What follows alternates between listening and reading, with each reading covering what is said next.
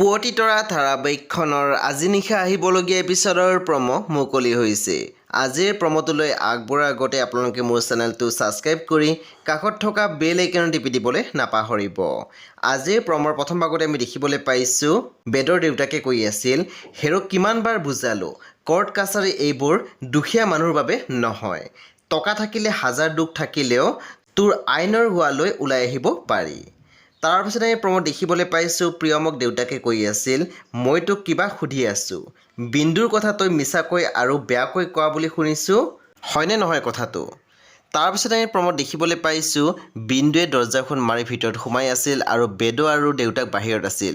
তেতিয়া বেদৰ দেউতাকে মাতি আছিলে, মাজনী হেৰ দুৱাৰখন খোলচোন, দুৱাৰখন জপাই থৈছ কিয়, খোলচোন খোল। তেতিয়া আমি দেখিবলৈ পাইছোঁ বিন্দুৱে হাতত এখন ছুৰী লৈছিল আৰু হাতখন কাটিবলৈ গৈ আছিলে। সেই বন্ধু বান্ধৱীসকল আজি নিশা 9 বজাত ৰং টিভিত আহিবলগীয়া পুৱতি তৰা ধাৰাবাহিকখন খুবেই বেছি ইণ্টাৰেষ্টিং হ'বলৈ গৈ আছে, সেয়ে আপোনালোকে চাবলৈ একেবাৰে নাপাহৰিব। পৰৱৰ্তী আপডেটৰ বাবে আপোনালোকে মোৰ চেনেলটো ছাবস্ক্ৰাইব কৰি কাষত থকা বেল আইকনত টিপি দিবলৈ একেবাৰে নাপাহৰিব। আৰু প্লিজ আপোনালোকে মোৰ ভিডিঅ' এটা লাইক কৰি দিব।